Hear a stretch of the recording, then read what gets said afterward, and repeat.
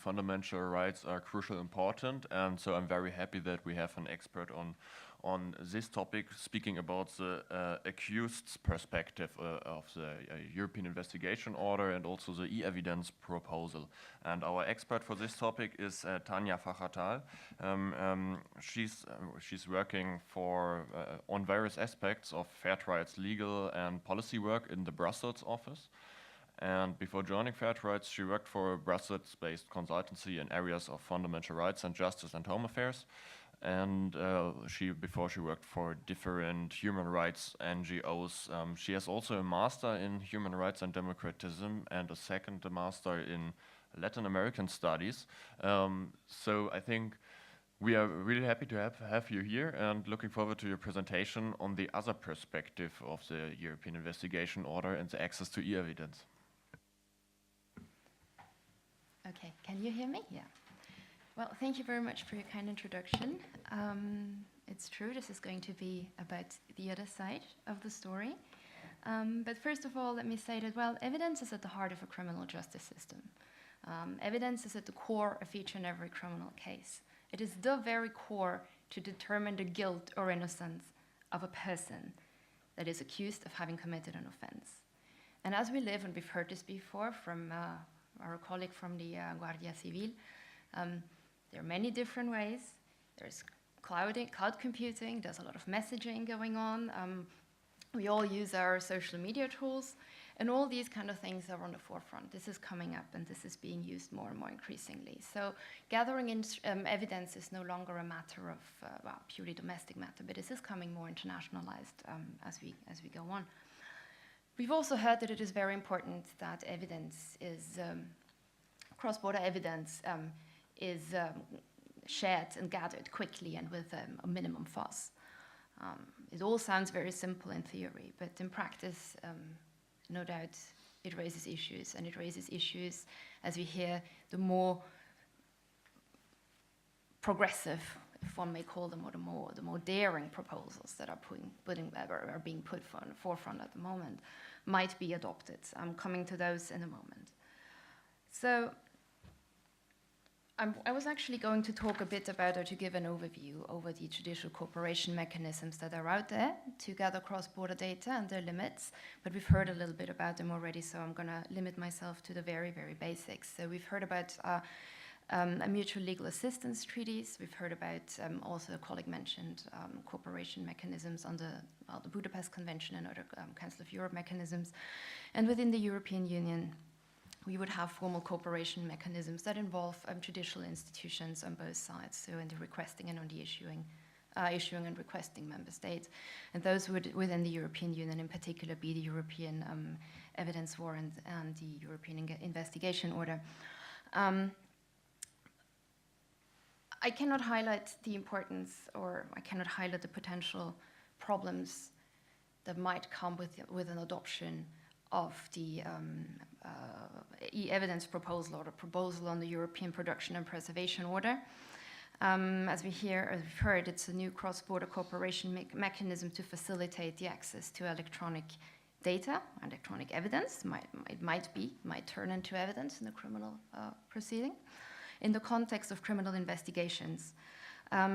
These orders would allow prosecutors and judicial authorities of a member state to request electronic data, both content and metadata, so it's really comprehensive, directly from a service provider. So it is not anymore two judicial authorities involved, or two law enforcement authorities involved.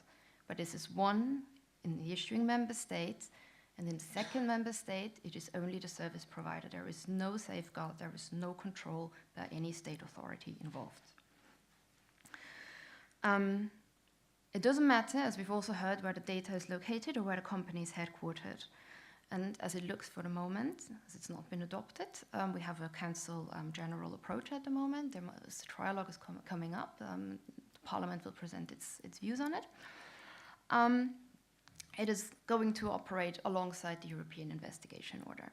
So how this will happen in practice, we will see. Things keep changing.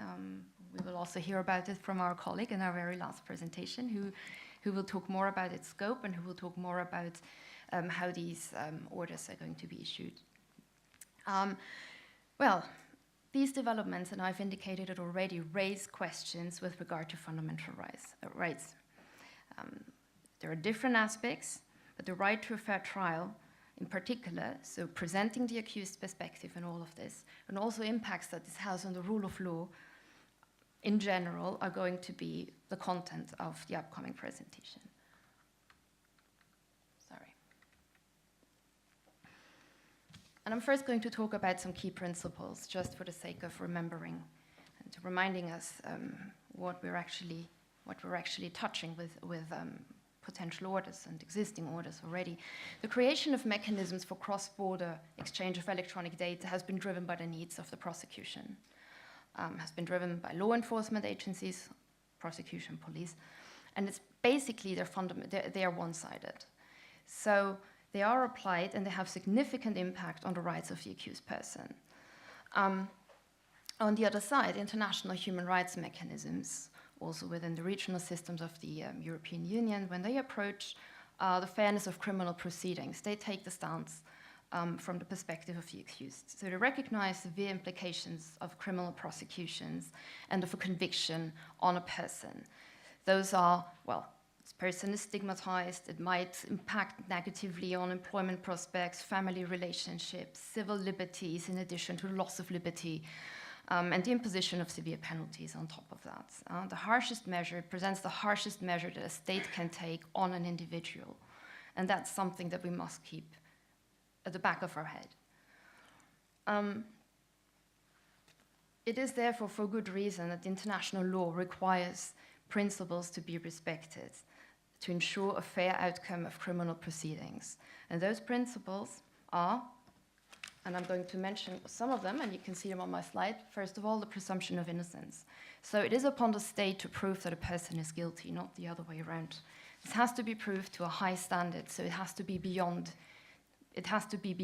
any reasonable doubt that a person has committed a crime. If this cannot be proved, there has to be given the benefit of doubt, a person cannot be convicted.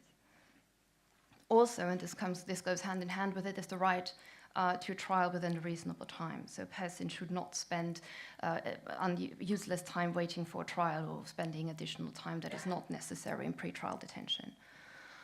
An adequate time and facilities to prepare the defense is another key principle that we must keep in mind when talking about cross-border exchange of evidence and electronic data.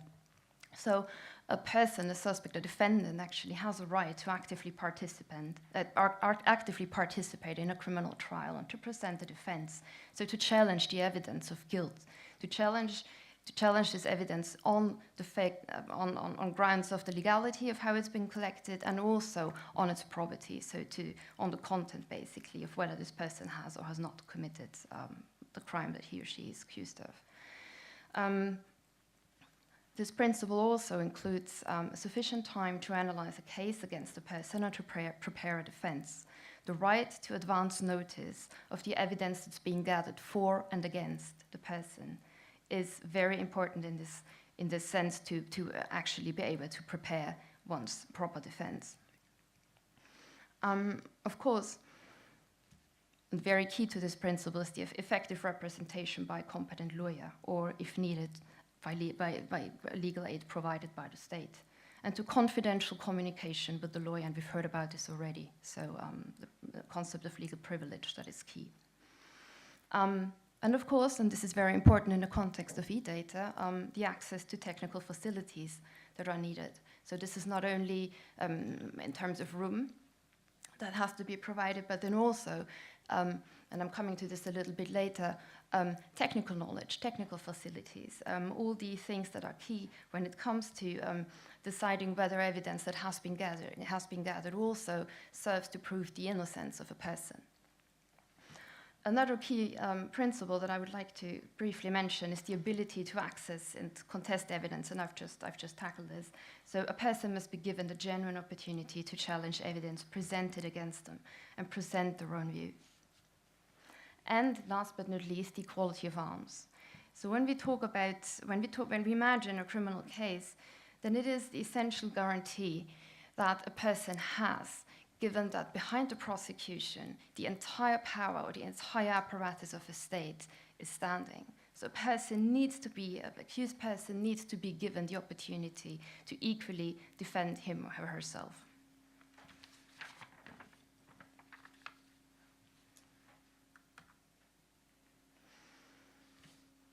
So, what are the concrete implications of cross-border evidence gathering and the mechanisms that I've just mentioned, in particular the European Investigation Order and the European e-evidence proposal that's on the table? Some concrete issues that I would like to mention, and I will see, I've got a couple of them prepared, so I hope there is enough time to tackle all of them. If not, I'll have to shorten it a bit. But I would like to start with the issue of notification.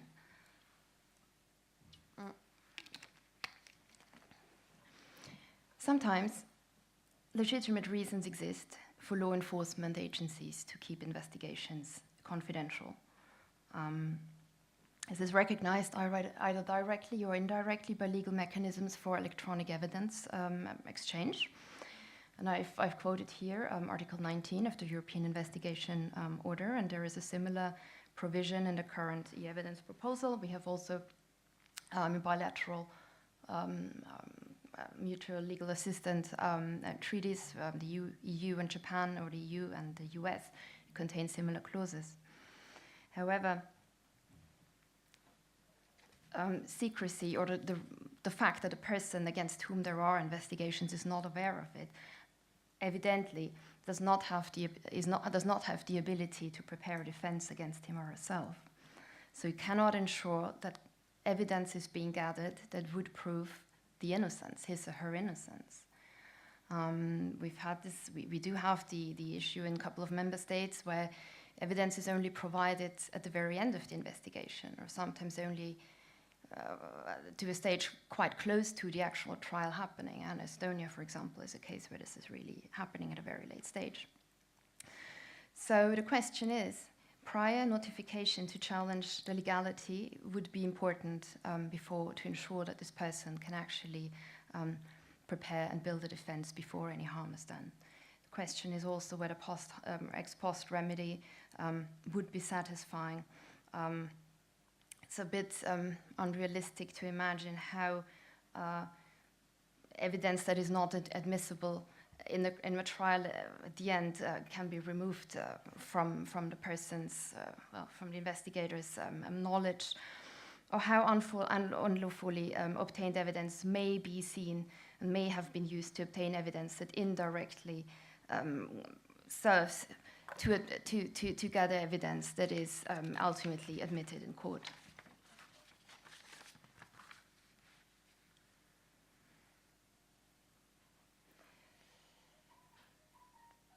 Yeah, it is also important, and I've just said this, that for the service providers, this is what's important with regard to the e-evidence proposal. There is no second judicial authority involved. So basically, it is up for the service provider to provide or not provide, ultimately to provide the evidence. And we've heard from service providers in the debates that are currently going on that it is an issue for them that fundamental rights are being upheld simply because the users care about it. So for them, it is also a question of users' trust.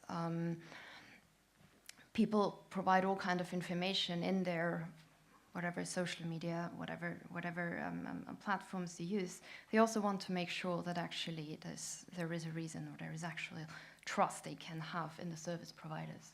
So that might be an issue also taken into consideration. How to mitigate this? Well, this issue, a clear presumption of notification should be created, in particular with a limitation law enforcement authorities to exceptional measures to use the secrecy in investigations, and requiring them to provide specific justifications. One might also consider sanctions where such justifications are not given or are not sufficient. There should be requirements for clear and detailed reason for non-notification, and a power for recipients of a request, so for the state, recipient state, or also for the service provider, to refuse to comply with requests for electronic data. There should be clear limits, clear time limits on the imposition of secrecy, and there should be a prompt ex post notification once the legitimate basis for secrecy no longer applies. The right for the affected person to challenge the legality of the evidence gathering and the use of secrecy would be another issue that could remedy the problem, and an obligation for law enforcement authorities requesting the electronic data to extend the request to also cover evidence in favor of the accused person. Very closely related to the issue of secrecy is the one of the early access to the case file. As I said, in quite a few countries, this only happens at a late stage. In some countries, really very, very shortly before trial. And it affects, of course, the principle of equality of arms and the possibility for the accused person, for the defendant, to adequately prepare a defense. There is case law of the European Court of Human Rights on this, and there is also there are also provisions in the Right to Information Directive that state that the defense should have access at least to all material evidence in possession of the competent authorities in due time to allow the effective exercise of the rights of the defense, and in order to safeguard the fairness of the proceedings and prepare a defense. So really, this is key. In practice, as I said, the files are disclosed only at until a very late stage of the investigation. Of course, now, as we are discussing electronic evidence, this can seriously exacerbate the impact on the defense of failures to comply with the right in a timely manner. Electronic evidence has a quite transient nature, so it can be destroyed, it can no longer be available once the accused person, once the defendant is actually aware that their investigations are ongoing, and then it's too late. Also, the quantity of the electronic data and the complexity in processing this data might pose obstacles to the defendant to actually make meaningful use of his or her right to defense. So given these challenges, and the court, and given these challenges and the delays that can be caused for a person being faced with investigation, this can mean extra time in pretrial detention. This should really be the very, very last resort. Mitigating measures that we're suggesting to countervene this issue would be courts being required to give additional time to the defense to enable them to process electronic data accordingly and to obtain evidence in favor of the accused or of the defendant, with the presumption that the detained person is released during this additional time, so they do not have to pay the price for the late disclosure. An increased efficiency in collecting electronic data is required by the defense, and sufficient resources to be made available to the defense. And then one might also want to discuss whether it would be possible to obtain funding from the state, because obviously, if you think of legal aid, and this does happen quite frequently, that a defendant requires legal aid, is not really able to adequately deal with large quantities and large volumes of data, and then definitely would be overwhelmed with time pressure and everything coming together to adequately prepare a defense. One might also consider the requirement for law enforcement authorities to formulate requests for electronic data in a way broad enough to cover both evidence for and against an accused. So this could really be more encompassing and cover more evidence, of course, that, and I will touch upon that later, might pose issues to overbroad defense requests.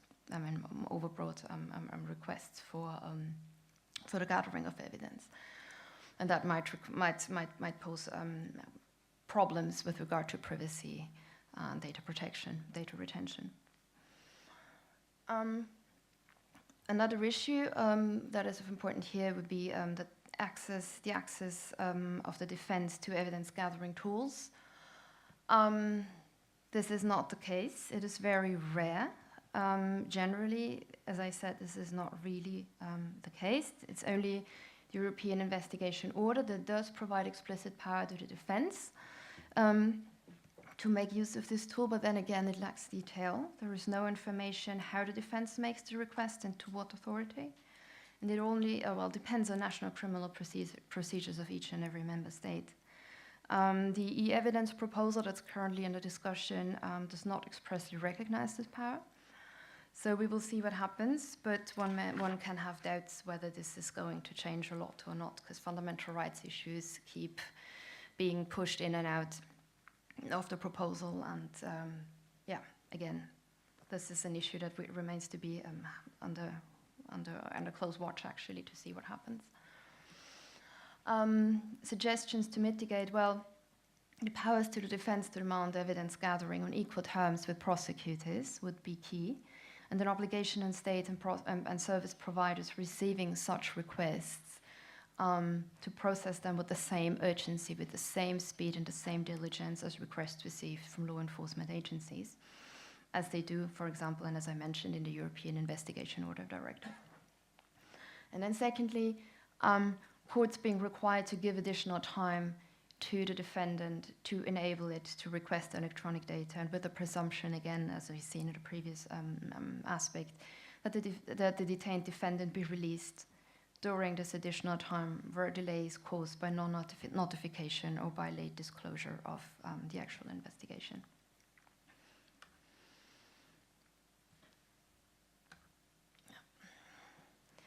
The next issue would be preserving of evidence. Well, I said electronic evidence is of a quite volatile nature, so it may already have been deleted once a defendant actually becomes aware that there is an investigation going on against them. A long duration of pretrial investigation may also lead to the deletion or destroying of important pieces of evidence. And as I said, of course, secrecy that might limit, that might cause issues. Other aspects would be EU private privacy rights, and then also the short limits to the retention of data.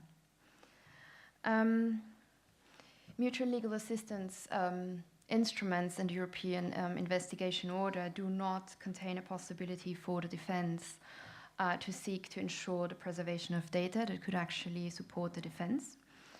The e-evidence proposal, to the point in time, is silent on it. We may also see if this is going to change. One may have doubts, but we can never stop hoping that this changes.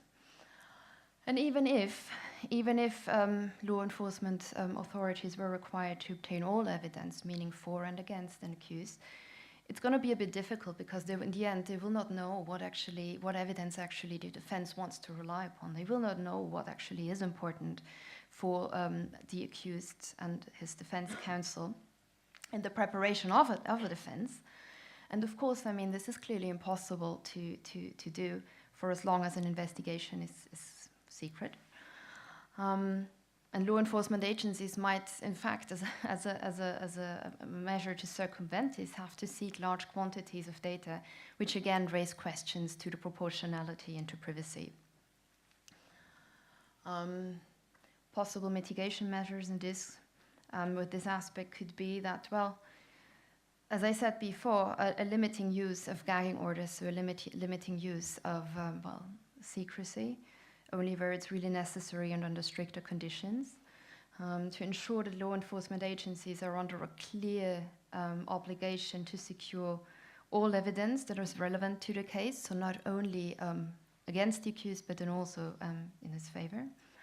And then giving the benefit of the doubt to the defense during the trial, where evidence for in favor of the accused is no longer available.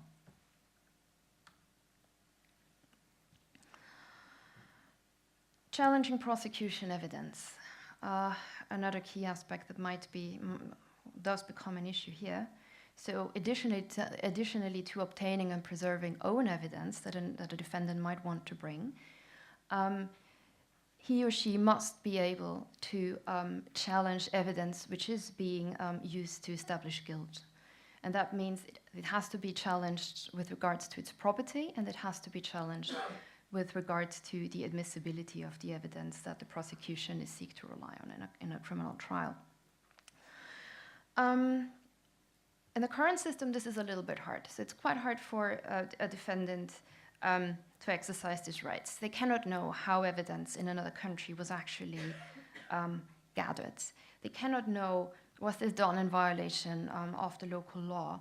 Does it undermine the reliability? These are all issues that are quite uncertain at the moment, and there seems to be a general reluctance also to question the legality or the property of evidence that was gathered in another country for fear that that country may be less willing to cooperate in future investigations.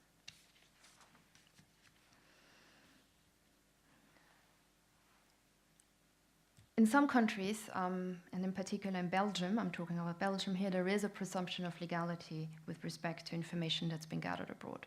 So there is no doubt that this might have happened in contravention of the local laws, or any other issues might have arisen during the gathering of evidence there. Suggestions to mitigate these risks. Well, to ensure that sufficient information is provided by the requested law enforcement authority as to how the evidence was gathered, and also on the legality of its action as part of this of the cooperation request. To give the defense the right to challenge the prosecution evidence, and to prohibit the presumption on admissibility, like, as I said, exists in Belgium. I mean, there is not a prohibition, but this is actually a presumption on the legality. And to allow the appointment of lawyers in the state from which the evidence was obtained, so as a form of legal assistance to the defense in that state that provides electronic data. Another key issue for the defense when it comes to the exchange of electronic data is to understand and manage e-data. And I already mentioned it. It can be quite daunting to not only receive evidence at a rather late stage of the investigation, but then also have quite a big chunk of highly technical evidence before you that is quite difficult to actually analyze and work through. It is cost intensive, it is time intense. Sometimes it really requires expert knowledge. When, for example, the defendant is in pretrial detention and the lawyer, his defense counsel, well, he doesn't really know where the evidence is or what data is actually important to the client really can't help because he's held in detention. So there are lots of issues that are coming up, and it absolutely poses a serious threat to the quality of arms. So again, we suggest measures to potentially mitigate this issue, and one would be, and I know I'm repetitive here. I've been mentioning this throughout the presentation. A prompt notification of the requests of electronic data and a timely disclosure of evidence to the defense is absolute key in order to safeguard equality of arms and the ability for the defense to adequately prepare their own defense and to gather evidence that works in the favor of the accused.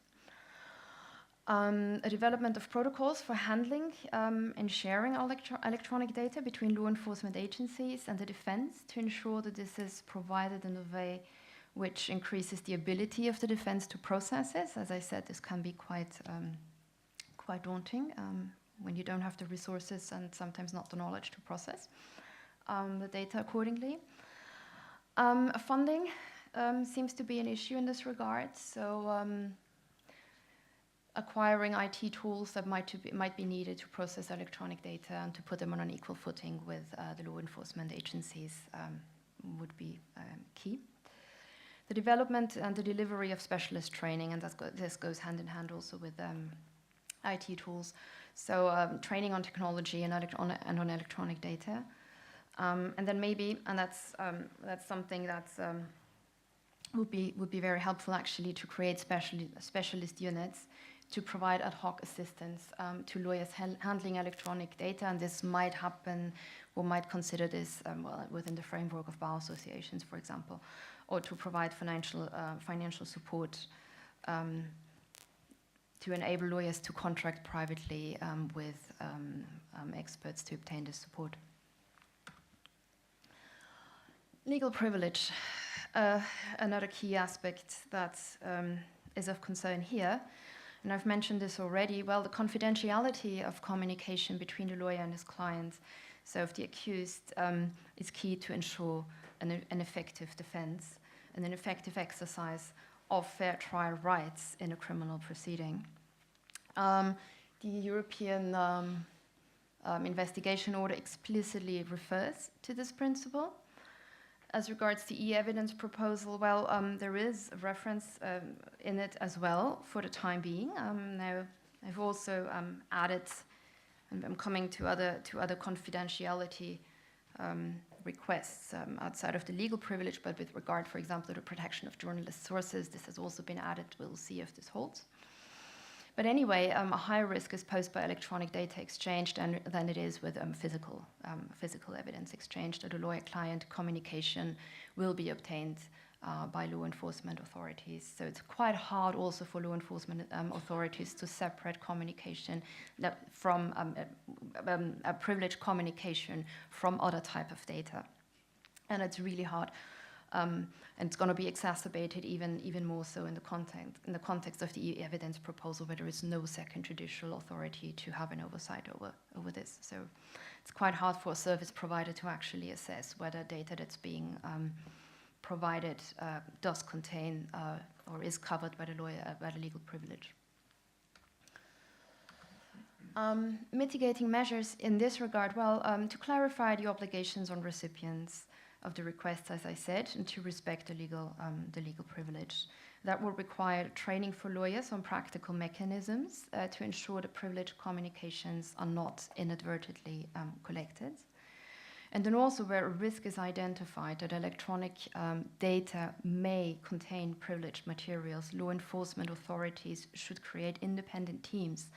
And by that I mean teams that are not connected to the investigation or the prosecution of a particular case, to filter out those materials so they don't find their ways into the case file where there shouldn't be in. And notification obligations and legal remedies where privileged information has been received by the law enforcement authorities. My last point with regard to the accused's perspective in this matter would be a trial within a reasonable time. And I said before that, and this was mentioned also by our colleagues, that, well, previous cooperation mechanisms didn't really work because they took too much time, so we kind of need to speed up. But this goes hand in hand with the concerns that I've just mentioned. Yet one, of course, can only support that the person is put to trial at a reasonable time and doesn't have to wait forever until the case against them is actually heard, and they do not have to spend unnecessarily long amounts of time in pretrial detention. However, we talked about this in the break, that apparently, or it's been argued by the Commission when proposing the e-evidence proposal, an average of 10 months would be between EU and US cooperation on gathering electronic evidence. We're not quite sure. I've been told it's not quite that reliable to say that this has really been an average, but I mean, at least it's been argued by many stakeholders that it is taking too much time. This is also why a new instrument is being considered. Well, this can be supported, but again, and I've mentioned 8 other points that do pose threats, or that do pose great concerns to an accused's perspective in electronic evidence sharing. This should only be done, or speeding up of investigations should only be done when these concerns are actually appropriately remedied, because there's really a lot at stake for the accused. But then also, not only for the accused, him or herself, but then also to the rule of law in general. And I'm going to point out a couple of aspects, and I still have some time, on how the rule of law is being affected by the gathering and the sharing of electronic evidence. Electronic data that's going to be used as electronic evidence. A fair criminal justice system is core to the rule of law. It ensures the fair and proportional exercise of state power. And I've said it has to be done at a quite high level, actually. So standards are quite high, or are supposed to be quite high, and it is important to build trust in the judicial system, and it can contribute to the respect or the violation of a range of other human rights. So I'm going to touch upon them in a moment, but just to mention as a first point, the accountability of law enforcement, that is a grave concern also in this matter. Of course, states have legitimate reasons to give law enforcement agencies legal power to investigate and prosecute crimes, and they do so for a reason. But it doesn't mean that they have a blank check to do whatever, well, they like. So, of course, an investigation, and I've highlighted this in the beginning, does have severe impacts on a person, on rights to privacy, on lots of other issues, and very personal issues, private life, what have you. So a key element to fair criminal justice process is put actually to the test in the individual trial. So mechanisms to challenge the legality of law enforcement requests for electronic data should exist before the data is actually obtained and shared. This would prevent illegality from occurring, and it would stop unlawfully obtained evidence from finding its way into the case file. Again, mitigating measures that one can think of in this regard would be well, and I've mentioned this many times, and I'm doing it yet again, limit to the use of secrecy, and the exchange of evidence, the prompt exchange of evidence are crucial to allow legal challenges to actually give a defendant the opportunity to do so. And clear rights should be given to the accused to actually challenge the legality of requests for electronic data, and that should be done before a judge. Effective oversight of an independent judge should be required before demands of electronic data are issued. I've mentioned also several times that one of the key concerns that we have with regard to the electronic evidence proposal is that there is no second judicial authority, but there is only one. The effective oversight I've just mentioned, and the law enforcement agencies should not benefit from illegally obtained evidence, and there should be greater clarity with regard to domestic and national, and this also means then regional, so European Union law, on the appropriate remedy where e-evidence actually was obtained illegally. Systematic oversight, and we've talked about, it's been touched upon in the previous presentation also, that, well, the European investigation order has barely come into force. Now we're talking yet about another proposal. Well, what's interesting, and we don't actually know whether and how this works, there is certainly a need to assess whether there is a basis for concern about issues like fishing expeditions and politically motivated prosecution, and that's been also raised by a colleague in the audience previously as a concern. So currently there's very limited public information, not only about whether the tools actually use or actually function, this is too early, but then also about well, how they are going to be used, or how they are used. In the the European Investigation Order Directive, there is a report foreseen, report to the Commission foreseen in 2019 on the application of the directive, and that contains, or is supposed to contain, both qualitative and quantitative information. However, this is going to be only one report, and, well, we will see. The e-evidence proposal, as it stands now, foresees annual and more substantive reports.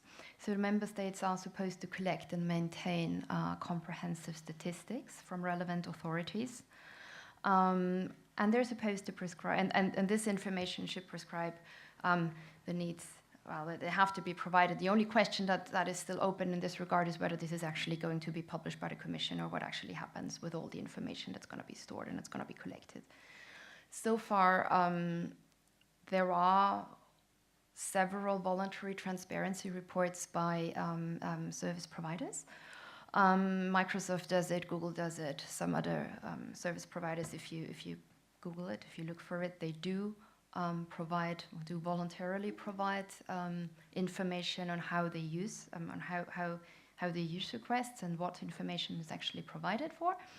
At a recent event at Microsoft in Brussels, we were told that they're really proud of this, so they really want to continue with it. We will see if this is going to happen indeed, and whether other service providers are going to follow suit. But one can only hope so. Well, proportionality is a big issue with regard to the rule of law here. And that's both with regard to probable cause and, as I already mentioned, fishing, so-called fishing expeditions. So even where law enforcement authorities have a legal power to investigate a crime, this should be done, of course, in a proportionate way, because, as I said, there is a lot at stake. It has a great investigations have a great impact on privacy and private and family life. A practical requirement in this regard is a sound basis to justify the request for electronic data. So this should not be done in a vague and completely unsubstantiated way or based on a kind of vague suspicion. In the US, the law provides for something that's called probable cause, so specific and articulable facts have to be shown that there actually are reasonable grounds to believe that the content of the communication is relevant and material to the investigation. The European investigation order requires a proportionality and necessity assessment in this regard before issuing a request. It's the first instrument also to include risk for fundamental rights as a legitimate ground for non-execution of a European investigation order. To my knowledge, there was something similar put into the e-evidence proposal, but that's been taken out. The Commission had put this in the first draft. This has been taken out by the Council and has not been put back in now. By now, we will see what happens. But yeah, more and more fundamental rights language seems to be disappearing. So the Parliament would really have to push for it again. We will see what happens. So again, e-evidence proposal doesn't provide for any evidential threshold for the requiring of the issuance of an order. It refers generally to necessity and proportionality, and only requires that it would be available for the same criminal offences in a comparable domestic situation in the issuing state. But I mean, we talked about this a couple of times already. There is no second judicial authority. This is all very vague, and we really do not know whether there can be a refusal, similarly to the one in the European investigation order. And that would be important to have. Again, mitigating issues, mitigating measures here would be clearly defined legal limits on the scope of electronic data requests, including a requirement to ensure proportionality and with judicial oversight. Again, judicial oversight would be key. Clear powers for the recipient of a request for electronic data to refuse where this is not proportionate, and an obligation to notify as soon as possible the people whose data has been shared. Of course, and yeah, also for a systemic oversight, but I mentioned this in the previous point. There is still a little bit of time, so I'm going to cover political abuse and oppression.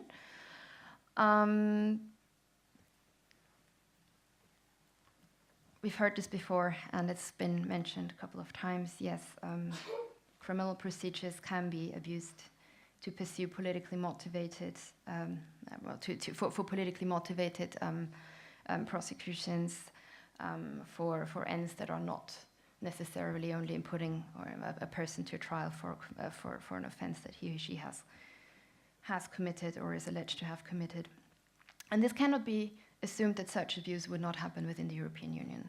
I mean, yes, we do have something like mutual recognition, and this is important, and it's very important that we have it. Mutual recognition is based on mutual trust in the sense that we abide member states abide by the same legal rules, we abide by the same standards, and we abide by the same values. And this is very important, but mutual trust does not mean blind trust.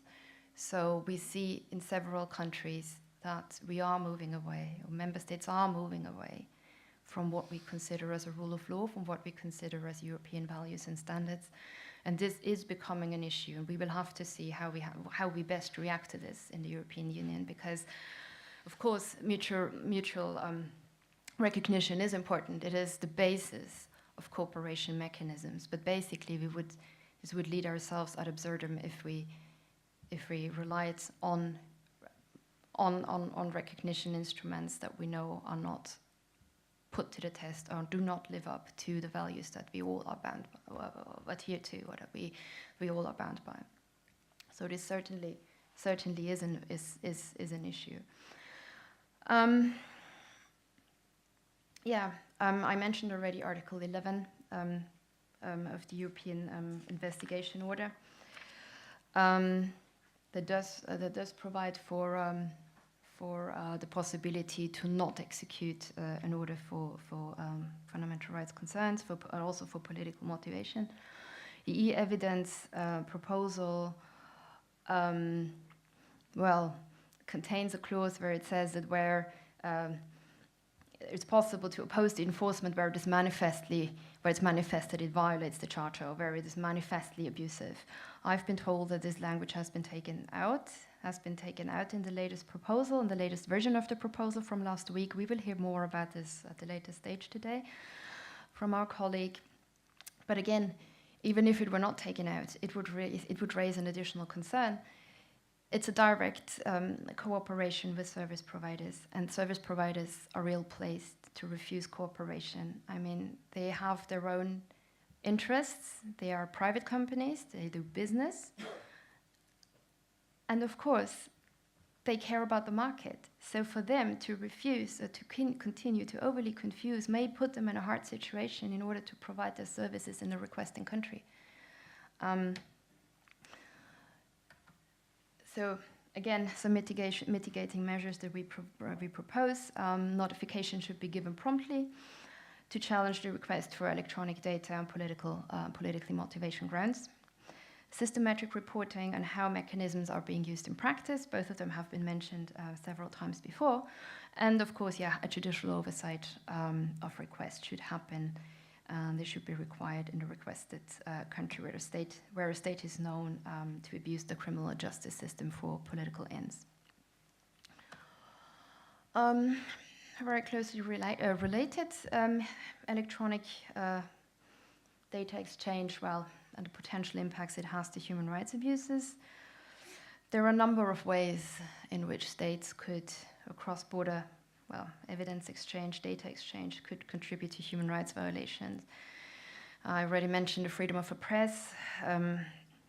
This has now been put in, at least not in the executive part of the e-evidence proposal, but at least in the recitals, that freedom of press and the protection of sources should be watched or guarded. But then also the freedom of speech. Electronically obtained evidence may be used by states to inform questions asked during torture of a suspect, or where a witness was severe for the basis of the imposition of death penalty. So several ways exist also when someone, for example, thinks of a person is being surrendered, extradited, deported to a country where human rights violations exist. So all kind of rights that could be at stake here. As I already mentioned, the European Investigation Order does contain an explicit ground for refusal where it is where an execution of an order would be incompatible with the executing state's obligation in accordance with Article 6 of the Treaty of the European Union and the European Union Charter. The e-evidence proposal again raises concerns with regard to the fact that service providers are on the recipient end of an order. They do not have the time to properly considered a request, as the time limits are quite shortened. So in urgent cases, we now talk about 6 hours. In other regular cases, about 10 days. The information they receive is basically what they get from law enforcement authorities. 6 hours, a company that is, well, say, staffed with corporate lawyers, not persons that have experience, training, knowledge in fundamental rights, criminal law, in these matters. It does raise concerns. It does raise serious concerns. And we will see how this is going to be remedied, or if this is going to be remedied. Again, the timeframes are extremely short. And again, and I've mentioned this a couple of times, there is no independent judicial oversight in the recipient state. So definitely something that is absolutely far away from the ideal if we talk about these issues and human rights concerns. Mitigating issues or mitigating measures that we propose in this regard, the ability for the recipient, for the receiving state to refuse to cooperate where the requirements of dual criminality are not met, with the exception, of course, in the context of generally recognized serious offenses. The request to gather and share electronic data to be accompanied by sufficient information to enable the recipient to make a meaningful assessment. So it really needs to provide way more than, way more on the actual situation. So, for example, a likely sentence that this person is going to receive, or also on the nature of the offense. People that are affected by the electronic data request are to be notified in advance, and again, I'm repetitive here. And a systematic evidence on how electronic data requests are being used is key. So, my very last point here before coming to conclusions, well, legal clarity. We've heard this quite a bit also in debates, in particular now with regard to the European the e-evidence proposal. It's quite unclear, and I'm now referring to the e-evidence proposal in particular, which law applies. For example, if a service provider does not comply with a request and is imposed and faces fines that are potentially being imposed on them, which state, what law applies? Is it the issuing? Is it the requesting? Is it what about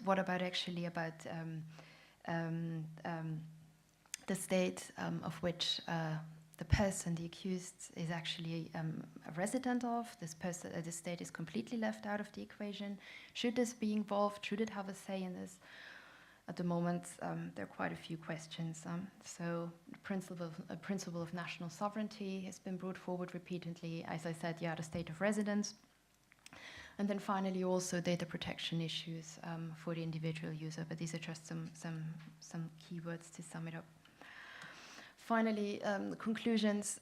Well, I've touched upon quite a few issues, and we suggested a couple of mitigating measures, or tried to suggest them with regard to each of them. But yes, of course, no doubt, cross-border evidence gathering and the exchange of evidence of data is crucial for effective law enforcement. So there is no doubt about that. But there are considerable challenges for the fairness of criminal proceedings, for the fairness of criminal justice systems, and this is both from the side of the accused person and then also from a more general and broader rule of law point of view. The current systems do not operate perfectly from the perspective of fairness. I've tried to highlight this in my intervention here. But then also what we see, what's being put on the table, the e-evidence proposal does create new challenges. And as I said a couple of times also, this has been, fundamental rights language has been put in, it has been taken out, it's been put back in. We will see now, once the trialogue starts, once hearings in the Parliament begin on this, we will see what actually happens and whether the final version, once it is being adopted, makes significant changes on this. Thank you very much.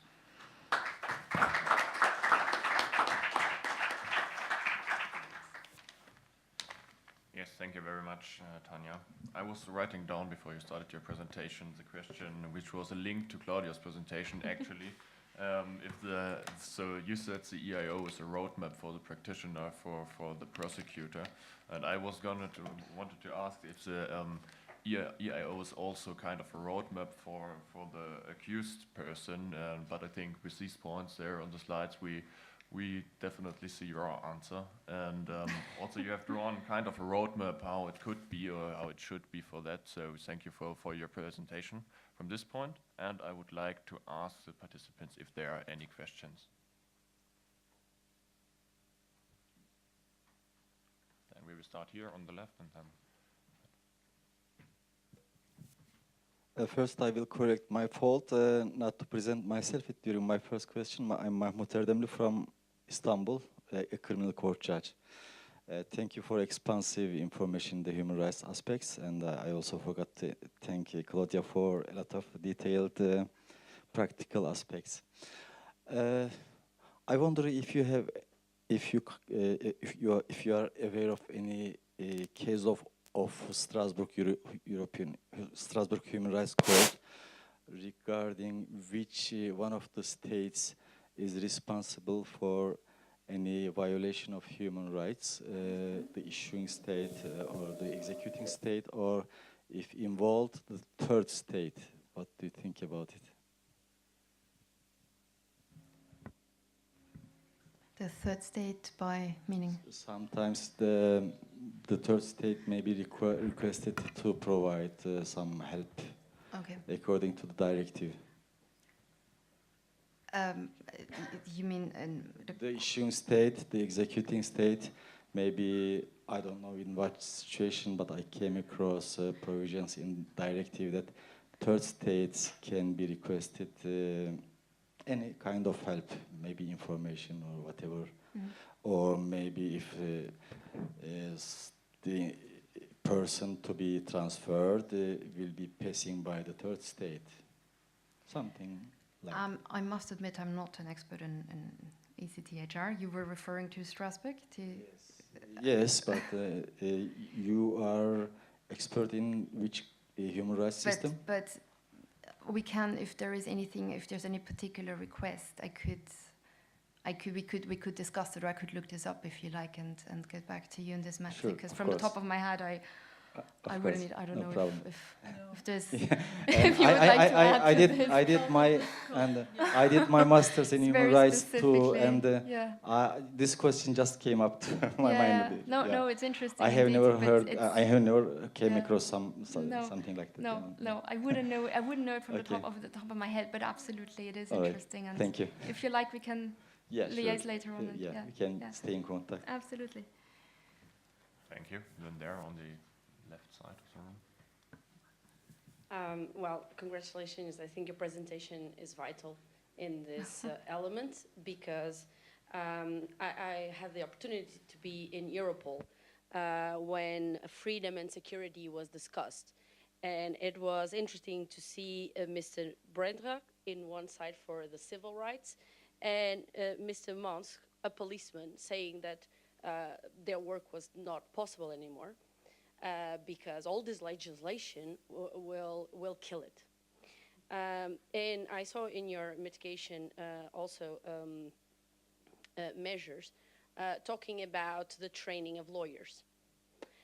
Also in Dublin, where I had the opportunity to meet Dr. Claudia, we saw that the issue of literacy, it's not concerning lawyers, as is concerned the whole industry, actually. And as you say, you're not an expert, but who is nowadays, while the legislation is being tested to the limit, and the so-called experts are not the beacon of any light or enlightenment, and the academia is failing miserably.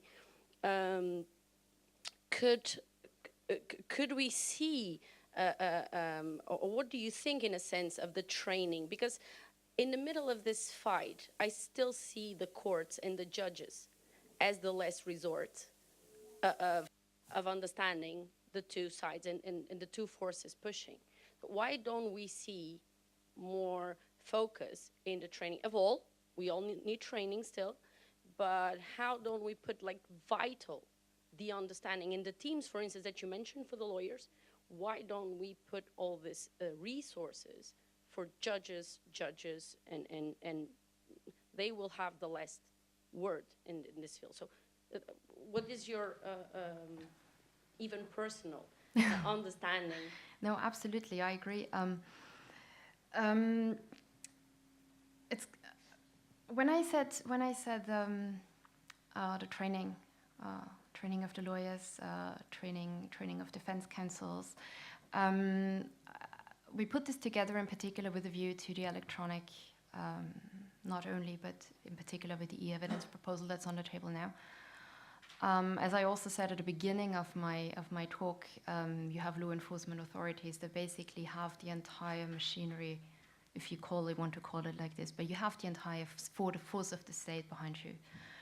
And then electronic evidence brings in a lot of aspects that are overwhelming, and yeah, there is no adequate training, or there are very often no adequate resources, even less so when we talk about legal aid.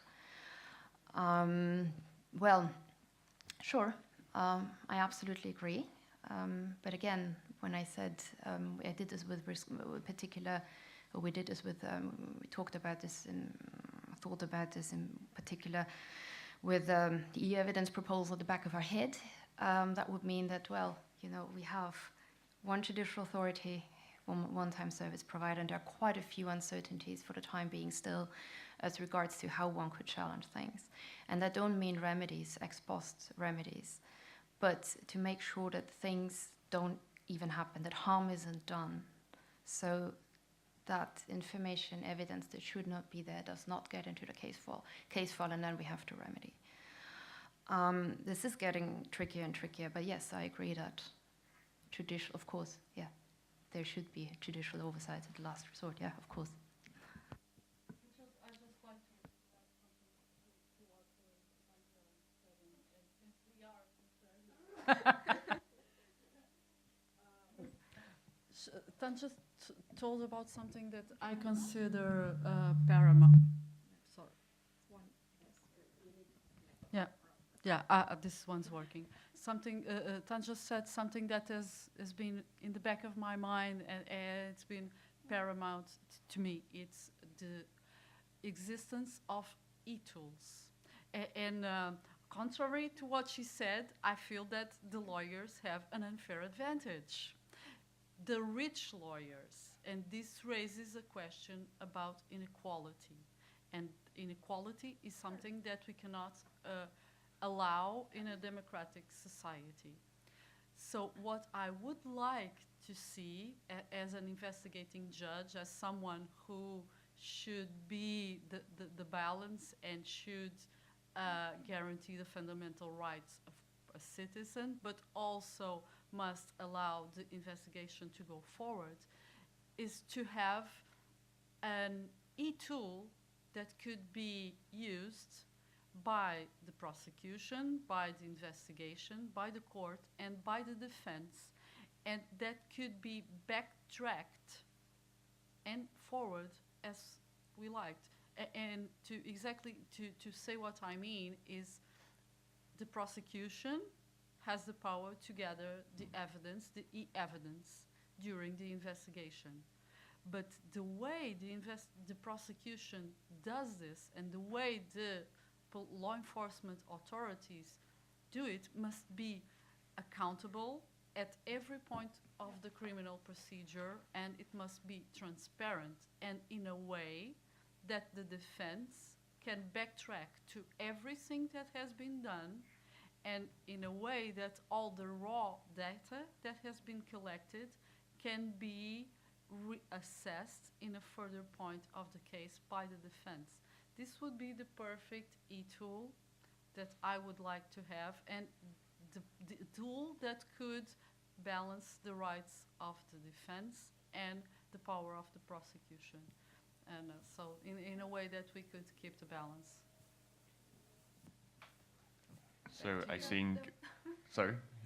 Do you want to respond directly? Otherwise, I think Catherine wanted to respond because Yeah. Just- when you said that academia is failing there, I just saw you raising your It's hand. so obvious. I mean, I just have a fair remark and then a question, an important informed, research-informed question for you.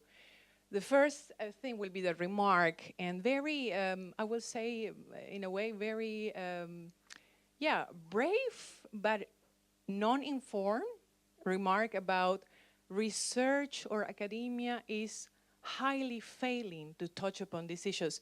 And this is not fair to the project in itself, to the project that we are sitting together in the last stage. It's not fair to all the academics that are sitting here today and that are working in partnership with law enforcement and different projects, even with prosecutors. And so I would like to definitely call for an informed participation of what we're going to say here. I'm one of those researchers. I'm a chair of the next session, and so we're gonna discuss lengthily the new scope of the so-called new evidence package.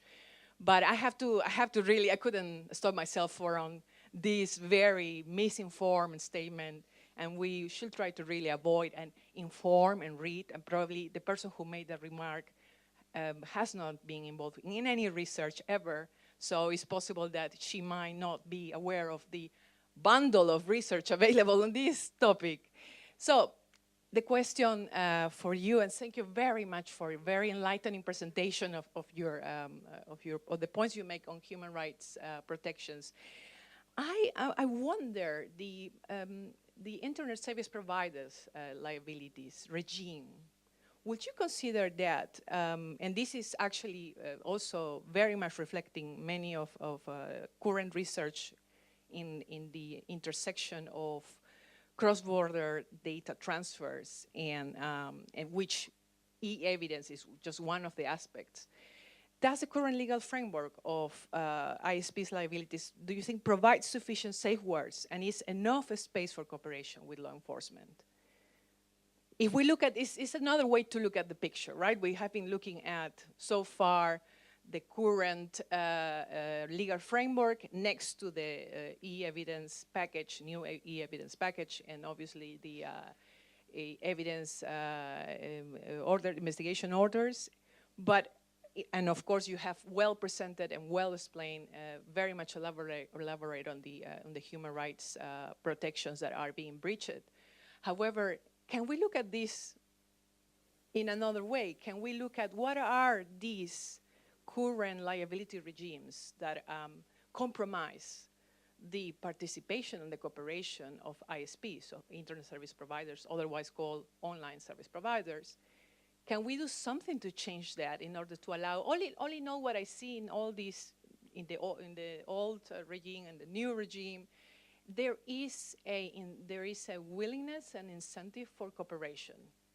And that's precisely what my research concerns, public-private partnerships to counter cybercrime. So I'm looking at the liabilities regime concerning ISPs, and can we look at it in another way in order to facilitate this cooperation without the current means and the upcoming means? Thank you very much. Well, thank you for this question. It definitely is a completely different angle from the one that we've tackled this issues on, and certainly one that we might want to have a closer look into to see whether there could be something drawn out from there. As you say that the service providers are quite reluctant in this. Well, we've heard quite interesting things actually. So. Also big companies that said like, well, okay, but we just don't have the means, we don't have the tools, it's going to be really difficult for us, and kind of we really want fundamental rights issues to be tackled and to be remedied, because for us it's really going to be difficult. I mean, those were big companies. The e-evidence proposal, and our colleague is going to talk about this a lot more later on, also potentially also covers small and medium enterprises, and for them it's an even harder position to be put in. Absolutely. I mean, how they will come to grips with this, one can only wonder. Another thing we've heard was that they said, like, well, you know, we're gonna face a 2% fine for non-compliance, 2% of our annual turnover, and that's a lot for big companies. If we don't comply, if we violate the GDPR, we face a 4% fine. So we're kind of torn in between. One may only wonder what they decide, or for which kind of infringement they might want to, or what they might want to risk. But yes, absolutely, it's an absolutely interesting aspect that you're bringing, and thank you very much for this. It's something we definitely should look into further. Yeah, thank you. All right, thank you very much. I think I would like to ask you to do the further discussions in the break, bilateral maybe. Okay, sorry, I just thought like because I think we are going to have lunch soon, and so we had a wonderful discussion and two wonderful presentations about the two sides of the European Investigation Order and the access to e-evidence. I really want to thank the both of my experts here for their views and for sharing this with us. So thank you very much. And then I think we will continue with our last panel at 3 o'clock.